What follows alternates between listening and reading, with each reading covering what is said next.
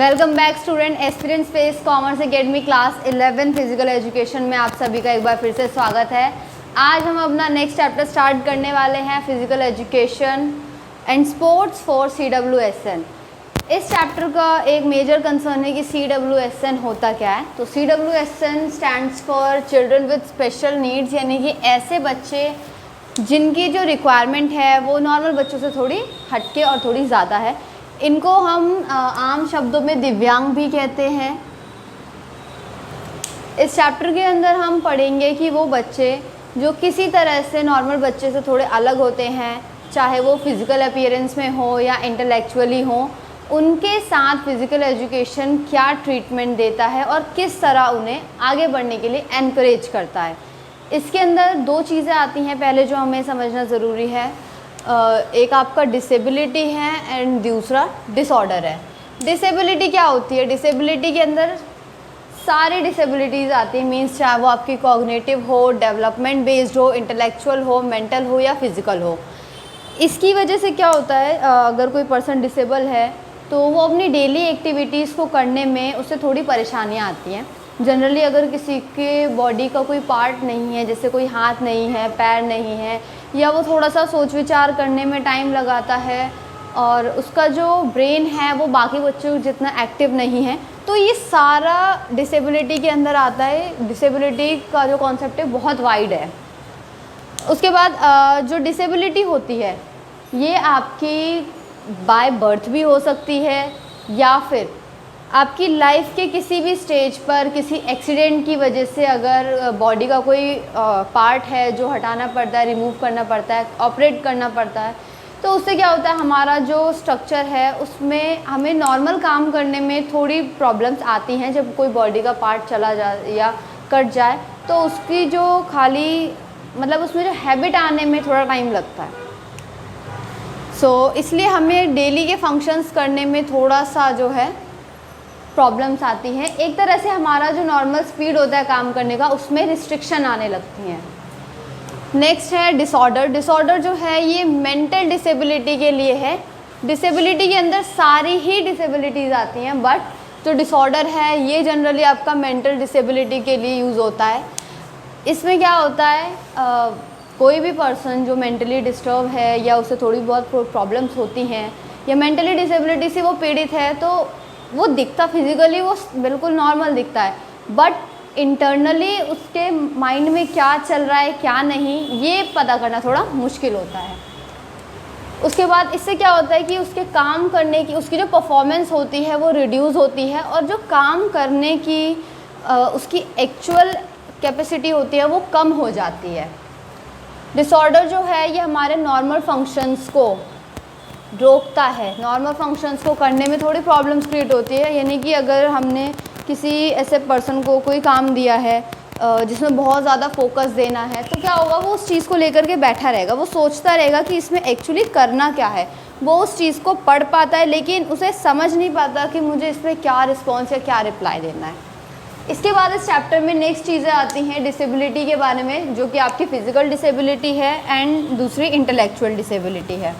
तो जो physical disability होती है वो एक तरह से फ़िज़िकल फंक्शंस में एक लिमिटेशन बांध देती है कि आप यही काम कर सकते हो या इसके अलावा बियॉन्ड अगर आपको कोई काम करना है तो उसमें प्रॉब्लम्स थोड़ी बहुत फेस करनी पड़ती है। जैसे अगर बाय चांस कोई पैरों से हैंडीकैप है तो हम उसको नॉर्मल लोगों के साथ कह नहीं सकते कि आप इनके साथ भागो या इनके साथ कम्पीट करो। तो एक तरह से उसके डेली लाइफ के कामों में एक लिमिटेशन आ गई है।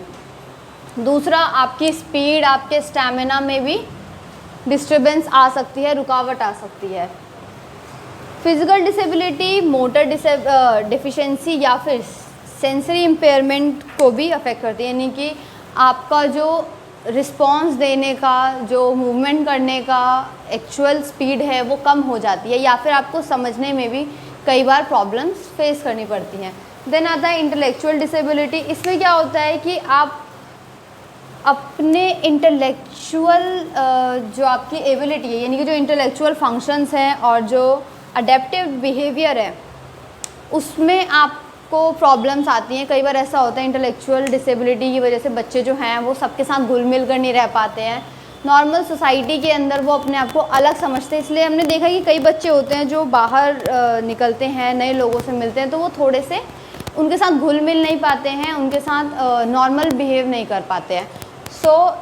इससे क्या होता है, आपका सोशल और प्रैक्टिकल स्किल्स जो हैं इनमें भी प्रॉब्लम्स आती हैं। इसके बाद फ़िज़िकल एजुकेशन के बारे में हमने पढ़ा था कि फ़िज़िकल एजुकेशन जो है इसके अंदर बच्चे का पूरी तरह से डेवलपमेंट एंड ग्रोथ होती है। तो फ़िज़िकल एजुकेशन का वो हिस्सा जो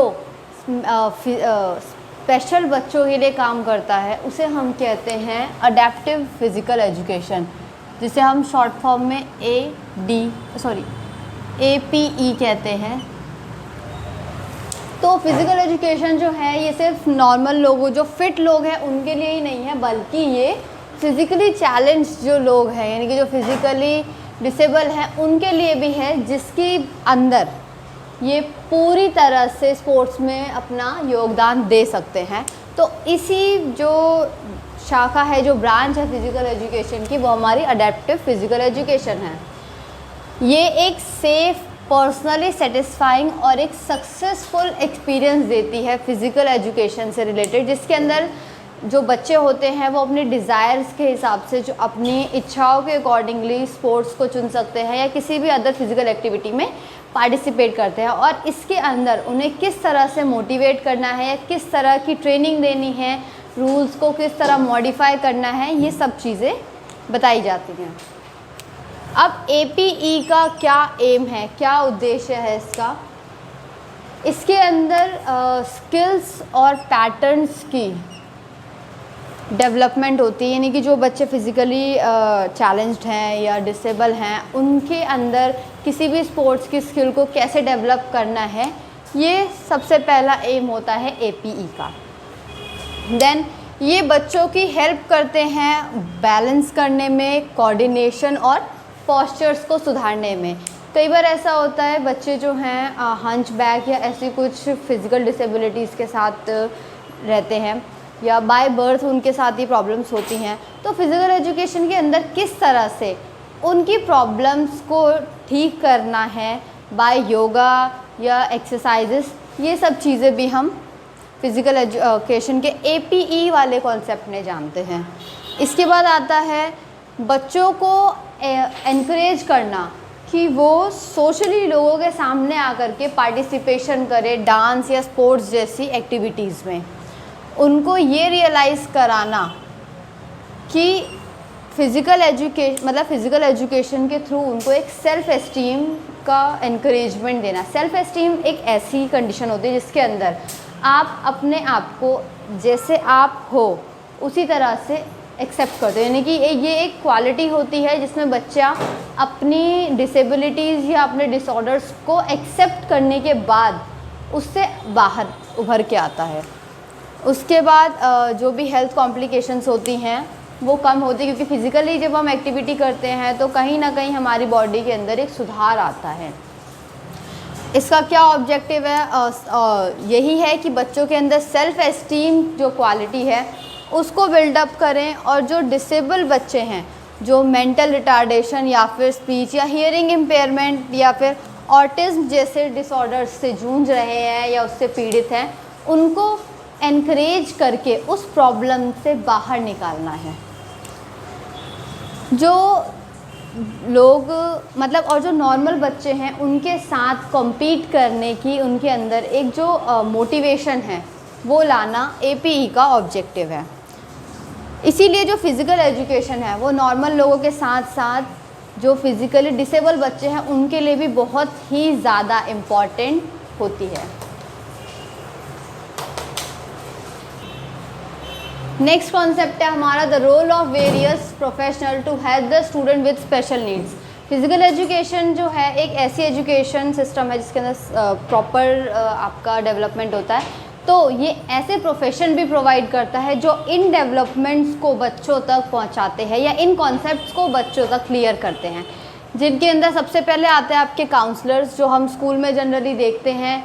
कई बार ऐसा होता है बच्चे जो होते हैं वो आपको फिज़िकली फिट दिख रहे हैं, लेकिन उनकी जो परफॉर्मेंस होती है स्टडीज़ में वो काफ़ी हद तक डाउन होती है।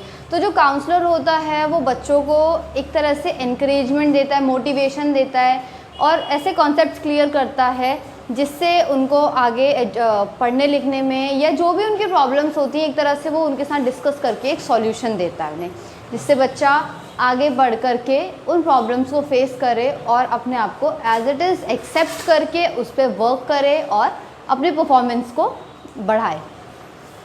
फिर आते हैं फिजियोथेरेपिस्ट। कई फिज़िकल डिसेबिलिटीज़ की वजह से बच्चों की जो मूवमेंट होती है उनमें प्रॉब्लम्स आती हैं, तो जो फिजियोथेरेपिस्ट होते हैं वो बाय मसाज या फिर एक्सरसाइजेस के थ्रू बच्चों को उन डिफ़ॉर्मिटीज़ को ठीक करने का एक आइडिया देते हैं। इसके अलावा जो स्पोर्ट्स इंजरीज़ वगैरह होती हैं ड्यूरिंग द गेम, उसके लिए भी फिजियोथेरेपिस्ट जो हैं बेस्ट होते हैं, जो उन इंजरीज़ को रिकवर करने या फिर ठीक करने में हेल्प करते हैं। Then occupational therapist. Occupational therapist होता है, कई बच्चे ऐसे होते हैं जिनका जो इंटेलेक्चुअल सिस्टम होता है, इंटेलेक्चुअल माइंड जो होता है वो बहुत ही छोटे बच्चे की तरह होता है, तो अपनी डेली लाइफ की एक्टिविटीज़ को परफॉर्म करने के लिए ऑक्यूपेशनल थेरेपिस्ट जो है उनकी हेल्प करते हैं कि किस तरह से उन्हें खाना चाहिए, ड्रेसिंग सेंस कैसा होना चाहिए और किस तरह से उठना बैठना। तो इस तरह की जो मैनर्ड चीज़ें होती हैं वो ऑक्यूपेशनल थेरेपिस्ट जो हैं ये स्पेशलाइज्ड होते हैं इस स्किल्स के अंदर कि किस तरह वो बच्चों के अंदर इन हैबिट्स को डेवलप करें। देन स्पीच थेरेपिस्ट हम देखते हैं कई बार बच्चों को बोलने में तकलीफ़ होती है, वो अपने मतलब उनके जो स्पीच होती है वो क्लियर नहीं होती है, तो जो स्पीच थेरेपिस्ट होते हैं वो बाय एक्शन और बाय सम वर्बल एक्सरसाइजेस बच्चों की हेल्प करते हैं ताकि जो उनकी स्पीच है वो नॉर्मल हो सके, क्लियर हो सके। देन फिज़िकल एजुकेशन टीचर्स जो हमारे स्कूल्स के अंदर हम देखते हैं, जो बच्चों की मोटर डेवलपमेंट एंड उनकी स्पोर्ट्स स्किल्स वगैरह डेवलप करने में उनकी हेल्प करते हैं या एक तरह से बच्चों को कंप्लीट डेवलपमेंट में हेल्प करते हैं। स्पेशल एजुकेटर ऐसे बच्चे जिन्हें जो स्पेशल नीड्स होती हैं, जो कुछ ज़्यादा ही स्पेशल रिक्वायरमेंट वाले होते हैं, उनके लिए स्पेशल एजुकेटर्स काम करते हैं कि वो उनकी जितनी भी प्रॉब्लम्स हैं जो वो फेस कर रहे हैं लर्निंग में या नॉर्मल बच्चों के साथ compete करने में, तो जो स्पेशल एजुकेटर होते हैं वो स्पेशलाइज्ड होते हैं उन बच्चों के लिए और वो उनको एक तरीका बताते हैं कि किस तरह वो अपने आप को चेंज कर सकते हैं, अपने आप को डेवलप कर सकते हैं और बाकी बच्चों की तरह नॉर्मल एक लाइफ जी सकते हैं। तो CWSN का चैप्टर हमारा ख़त्म होता है। इसके बाद भी अगर आप सब में से किसी को भी कोई प्रॉब्लम होती है, कोई चीज़ क्लियर नहीं है या कुछ एक्स्ट्रा क्वेश्चन है, तो आप वो कमेंट बॉक्स में पूछ सकते हैं या फिर इंस्टाग्राम पे DM कर सकते हैं और इंस्टाग्राम का लिंक डिस्क्रिप्शन में आपको मिल जाएगा। इसके अलावा लाइक करें, सब्सक्राइब करें, कमेंट करें और